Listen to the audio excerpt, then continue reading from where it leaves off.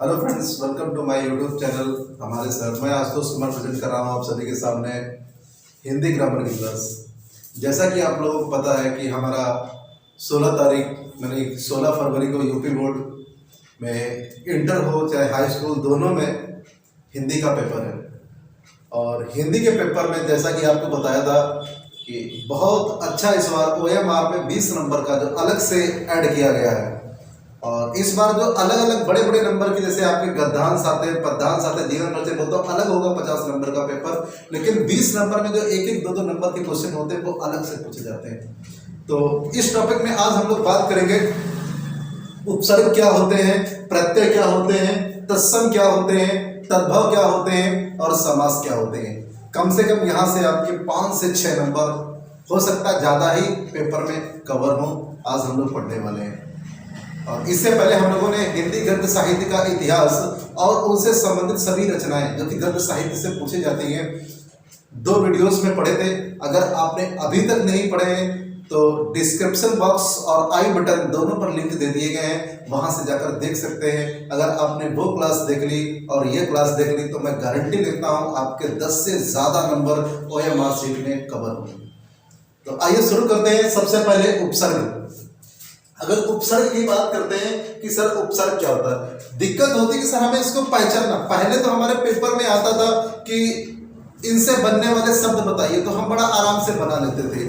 लेकिन इस बार पेपर में आएगा इनमें से कौन सा शब्द उपसर्ग है, इनमें से कौन सा शब्द प्रत्यय है। 3 ऑप्शन गलत होंगे, एक ऑप्शन सही होगा, उसमें से आपको सेलेक्ट करना होगा। और ये सबसे तुक्काबाजी नहीं करना, सबसे मुश्किल काम होगा आपके लिए। तो उपसर्ग की अगर बात करते हैं, जो शब्दों के आगे जुड़ करके और उस शब्द का अर्थ बदल देते हैं या शब्द का अर्थ बनाते हैं, उसको हम लोग क्या कहते हैं, उपसर्ग कहते हैं। अपने आप में शब्द अर्थ अलग होता है। जैसे हमने बोला सत्य, सत्य अर्थ अलग है, लेकिन उसके आगे जैसे ही हमने एक उपसर्ग लगा दिया आ, और उसका मतलब क्या हो गया, असत्य, मतलब कि नहीं। तो इस टाइप से जो हमारे उपसर्ग होते हैं जो पेपर में आते हैं, और इनसे बनने वाले शब्द कई सारे हम लोग देखेंगे। और कई सारे जो उपसर्ग हैं आपको टेलीग्राम के PDFs में दिए जाएंगे, वहां से जाकर पढ़ सकते हैं। तो वहां से आप चैनल को ज्वाइन कर सकते हैं, टेलीग्राम के चैनल को, डिस्क्रिप्शन बॉक्स से। तो सबसे पहले आपका है अप। जो अप शब्द है, इससे बनने वाले कौन कौन से शब्द होंगे या किस तरीके से इसको बनेंगे, तो इसकी पहचान आप याद रखेंगे। उपसर्ग का मतलब क्या होता है कि सर ये शब्द में आगे जुड़ता है। याद रखेंगे कहाँ जुड़ता है, ये शब्द में आगे जुड़ता है, और शब्द में आगे जुड़ करके शब्द का अर्थ बदल देता है। जैसे हमने बोला मेरा अर्थ का मान था मान, मैंने शब्द बोला मान, और इसमें हमने आगे जोड़ दिया अपमान। क्या हो गया, अपमान हो गया। तो इस टाइप से आपके शब्द बनते हैं। हमने बोला राध शब्द था और इसमें हमने आगे जोड़ दिया, तो क्या हो गया, अपराध हो गया। तो इस टाइप से आपको शब्द बनाने हैं या पेपर में आएगा, तो आप देख करके बस इतनी बात याद रखेंगे, उपसर्ग क्या होते हैं, शब्द में आगे जुड़ते हैं, और इससे बनने वाले शब्द आप 1-2 बार पढ़ेंगे, आराम से बना पाएंगे, इसमें कोई दिक्कत नहीं होने वाली है आपकी। नेक्स्ट हमारा जो शब्द है, जैसे हमारा क्या शब्द है, प्र। अब प्र शब्द से हमें शब्द बनाना है। जैसे हमने बोल दिया हमारे पास एक शब्द था हाथ, और इसमें अगर हम आगे प्र जोड़ दे तो क्या हो जाएगा, प्रहार। क्या हो जाएगा, प्रहार। तो इस टाइप से आपको शब्द बनाने हैं, या फिर आपको उनकी पूरी लिस्ट पढ़नी है बहुत अच्छे से, ताकि पेपर में आपसे कोई भी क्वेश्चन गलत ना हो। जैसे हमने बोला आ था हमारे पास, और इसमें हमारे पास शब्द था ज्ञान, इसमें हमने आ जोड़ दिया, इसका मतलब क्या हो गया, अज्ञान। मेरे पास सत्य था, मैंने इसमें आ जोड़ दिया, क्या हो गया, असत्य। तो इस टाइप से आपको वर्ड बनाने, और अगर आप वर्ड बना लेंगे फिर आपको इतना याद रखेंगे, शब्द में आगे जुड़ करके इस शब्द का अर्थ चेंज कर देंगे। जैसे हमारे पास सु शब्द था, ठीक है, तो अगर हम लोग सु शब्द से अपना, जैसे बोला मुखी, और मुखी में अगर आगे हम लोग सु जोड़ दे तो क्या हो जाएगा हमारा, सुमुखी। मेरे पास ज्ञान था, ज्ञान शब्द में आगे अगर हम लोग सु जोड़ दे तो क्या हो जाएगा, सुज्ञान। मेरे पास स्वर शब्द था, और स्वर में आगे हम अगर सु जोड़ दे क्या हो जाएगा, सुस्वर। तो इस टाइप से वर्ड आपके बनेंगे उपसर्ग में, याद रखेंगे। और ये वो क्वेश्चंस हैं जो कहीं न कहीं पेपर में 8-8, 9-9 बार लगातार पेपर में पूछेंगे। और भी कई सारे क्वेश्चन हैं जो आपको पीडीएफ के रूप में प्रोवाइड कराए जाएंगे। नेक्स्ट आपका क्वेश्चन है प्रत्यय क्या होता है। तो उपसर्ग याद रखेंगे, आपको बस इतना याद रखना ये शब्द के आगे जुड़ता है, और प्रत्यय पास याद रखेंगे क्या, ये शब्द के पीछे जुड़ते हैं। ये क्या होते हैं, कोई भी शब्द होता है और शब्द के पीछे जुड़ करके उसका अर्थ बदल देते हैं, और उसको हम लोग क्या बोलते हैं, प्रत्यय। तो प्रत्यय में आपको पीछे जुड़ना होगा, इसमें आपको पहचानना पड़ेगा। जैसे हमने बोला मेरे पास था बच, इसमें आगे लगा दिया पन, तो क्या हो गया बचपन। तो इसके आपके हो जाएंगे, ठीक है। तो कई सारे आपके हो जाएंगे बचपन, या हम लोग ऐसे बोलेंगे, जैसे हमने बोला हमारे पास था शब्द था मीठा, और मीठा में पन जुड़ते क्या हो जाएगा, मीठापन, खट्टापन। तो इस टाइप के जो शब्द आपके आ जाएंगे तो इसको हम लोग क्या बोलते हैं, पन शब्द। मतलब ये आपको पीछे जुड़ना है, और पीछे जुड़ करके एक नया वर्ड बनाना है। जैसे हमने बोला आई, तो आई से जैसे हमने बोला पढ़ में आई जोड़ दें क्या हो जाएगा, पढ़ाई, लिखाई, सिलाई। तो पीछे आपको वर्ड जोड़ करके उनको बनाना है, ठीक है।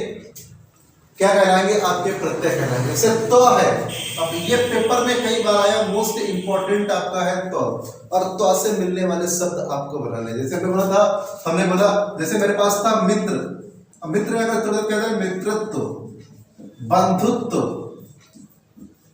सखी था तो क्या जाएगा, सखित्व। तो इस टाइप के आपके वर्ड बनाने। जैसे महत्व, तो वर्ड है या फिर आई है या पन है, इस टाइप के वर्ड याद रखेंगे। मेन हमारा उद्देश्य इतना है कि आप याद रखें कि जो हमारा उपसर्ग होता है शब्द के आगे जुड़ता है, और प्रत्यय होता है वो शब्द के पीछे जुड़ता है। क्योंकि इस बार आपको ऑप्शन दिए जाएंगे, और आपको ऑप्शन से पहचानना पड़ेगा सर ये कौन सा शब्द होगा, कि उपसर्ग होगा या फिर प्रत्यय होगा।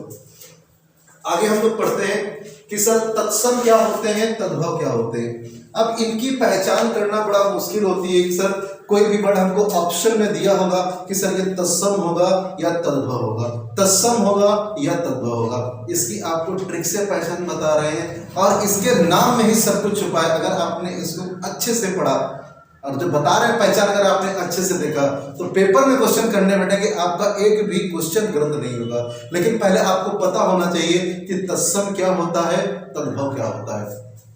बात करते हैं तत्सम की, तो जो वे शब्द जो कि हमारी प्राचीन भाषा में होते हैं, या फिर संस्कृत के जो शब्द होते हैं, उनको हम लोग क्या कहते हैं, तत्सम शब्द कहते हैं। और जो संस्कृत के शब्द होते हैं, धीरे धीरे जो हमारी बोलचाल के भाषा में शब्द प्रयोग किए जाते हैं, जो फिर हमारी बोलचाल की भाषा में हम लोग उत्पन्न शब्द कहते हैं, इनको हम लोग क्या बोलते हैं, तद्भव कहते हैं। याद रखें, क्या कहेंगे इसको, तद्भव कहते हैं, याद रखेंगे।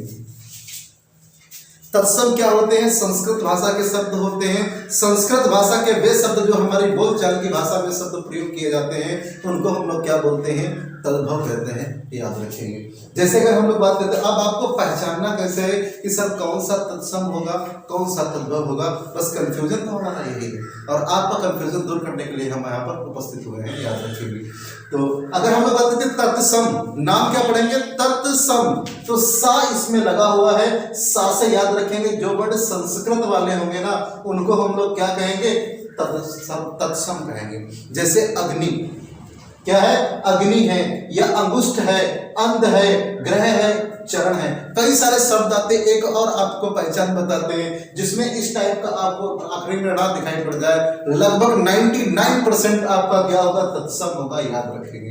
तो याद रखेंगे संस्कृत के वर्ड जैसे अग्नि, अंगुष्ठ। अब अग्नि को हम लोग क्या बोलते हैं, प्रेजेंट टाइम में हम लोग अग्नि नहीं बोलते, क्या बोलते हैं सर, आग बोलते हैं। और अग्नि का जो हम लोग बोलचाल की भाषा में प्रयोग करते हैं आग, तो आग क्या हो जाएगा, तद्भव हो जाएगा।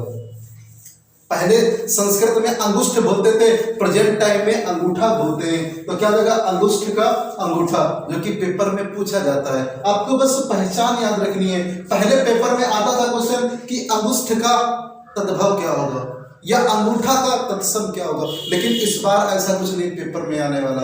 पेपर में सिर्फ आपको ऑप्शन दिया जाएगा, और अगर आपको पहचानना है, तो अगर आपको ये याद है कि तत्सम मतलब कि सा आता है, ये संस्कृत वाला वर्ड है, या फिर तद्भव कि हमारा जो बोलचाल की भाषा में प्रयोग किया जाता है, अगर आपको ये पहचान पता है तो कोई भी क्वेश्चन मैं समझता हूँ गलत आपसे नहीं हो सकता। जैसे बोला अंध, अंध संस्कृत का वर्ड है, लेकिन अंधा हम लोग प्रेजेंट टाइम में प्रयोग करते हैं। ग्रह क्या है, संस्कृत का वर्ड है। तत्सम है, हम लोग क्या बोलते हैं, घर बोलते हैं। चरण नहीं, हम लोग चरण बोलते हैं। तो जो इस टाइप की जो पहचान है याद रखेंगे, क्या होगा ये हमारे तत्सम या फिर तद्भव याद रखेंगे। नेक्स्ट हमारे पेपर में समास भी पूछे जाते हैं, और आपके सिलेबस में यूपी बोर्ड 10th क्लास के सिलेबस में 2 ही आपके समास हैं। एक तो आपका द्वंद्व समास है और एक आपका कौन सा है, द्विगु समास है। द्वंद्व और द्विगु समास है, और पेपर में इसके एग्जाम्पल आएंगे ओएमआर में, और आपको सिलेक्ट करना पड़ेगा सर कौन सा द्वंद्व है, कौन सा द्विगु है, कौन सा द्वंद्व है, कौन सा द्विगु है, और आपके अलग अलग ऑप्शन आएंगे। तो आपको एक ट्रिक बता रहे हैं, ट्रिक के माध्यम से याद रखेंगे, और कोई भी क्वेश्चन मैं समझता हूँ इससे आपका गलत नहीं हो सकता, लेकिन ये ट्रिक याद रखिएगा। याद रखिएगा जो द्वंद्व ट्रिक क्या है, याद रखेंगे द्वंद्व के बीच में और छिपे द्विगु में गणना पद आवत है। एक लाइन है, याद रखेंगे, द्वंद्व के बीच में और छिपे द्विगु में गणना पद आवत है। 5-6 बार पढ़ेंगे, द्वंद्व के बीच में और छिपे द्विगु में गणना पद आवत है। ठीक है, तो याद रखेंगे जो द्वंद्व समास होता है इसके बीच में ये एक तो पहली बात अपोजिट वर्ड दिए होते हैं। नर का अपोजिट नारी, दिन का अपोजिट रात, ठीक है, देश का अपोजिट विदेश, अपना का पराया, जो इस टाइप के आपके वर्ड दिए होते हैं। नदी का अपोजिट नाले, ठीक है, धरती का आकाश, तो मतलब कि डैश लगाकर दिए जाते हैं। अपोजिट वर्ड देखते ही पहचान लेंगे। और दूसरी पहचान याद रखेंगे, जो आपका डैश लगा है, डैश हटाकर आपको यहाँ पे क्या लिखना है, नर और नारी, नर और नारी। तो ये आपके क्या हो जाएंगे, द्वंद्व समास हो जाएंगे। याद रखेंगे द्वंद्व के बीच में और छिपे, जैसे देश और विदेश, क्या हो जाएगा, देश और विदेश, अपना और पराया, इसमें और जोड़ देंगे, अपना और पराया, राधा और कृष्ण, ठीक है, नदी और नाले। जो इस टाइप के वर्ड हो जाएंगे आपके क्या हो जाएंगे, द्वंद्व समास हो जाएंगे। आपको बताया ना, द्वंद्व के बीच में और छिपे, जिसमें और शब्द होगा, और आपको हमने क्या पहचान बताई, ये अपोजिट वर्ड दिए होंगे, कौन सा समास कहलाएगा, आपका द्वंद्व समास कहलाएगा। नेक्स्ट लाइन पढ़िएगा, द्वंद्व के बीच में और छिपे द्विगु में गणना पद आवत है। जो द्विगु समास होगा उसमें काउंटिंग वाले शब्द आते हैं। कैसे शब्द आते हैं, आपको काउंटिंग, जैसे आपको चौराहा, चौराहा का अर्थ क्या होता है, 4 रास्तों का समूह। पहले आपका आता था पेपर में कि चौराहा समास का अर्थ लिखिए या किस प्रकार होगा, लेकिन इस बार ऐसा कुछ नहीं होने वाला है। ओएमआर में डायरेक्ट लिख के आएगा चौराहा में कौन सा समास है पहचानिए, त्रिरत्न कौन सा समास है, दिन और रात कौन सा समास है पहचानिए।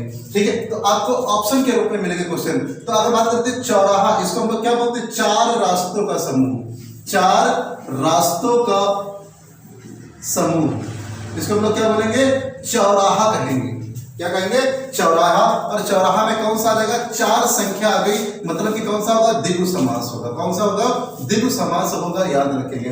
नवरत्न मतलब कि 9 रत्नों का समूह, 9 रत्नों का समूह, यानी कि अगर बात करते हैं 9 संख्या आ गई, मतलब संख्या आ गई, गणना आ गई, द्विगु समास कहलाएगा। त्रिफला 3 फलों का समूह, कौन सा हो जाएगा हमारा, द्विगु समास हो जाएगा। कौन सा होगा, द्विगु समास होगा, याद रखेंगे। और त्रिफला मतलब कि 3 फलों का समूह। सप्ताह 7 दिनों का समूह, मतलब कि कौन सा समास होगा, द्विगु समास होगा, याद रखेंगे। त्रिभुवन 3 भवनों का समूह, तो इसको हम लोग क्या बोलेंगे, त्रिभुवन क्या हो जाएगा आपका, 3 भवनों का समूह, यानी कि द्विगु समास। कौन सा जाएगा, द्विगु समास। तो आज की क्लास में हम लोगों ने सीखा कि सर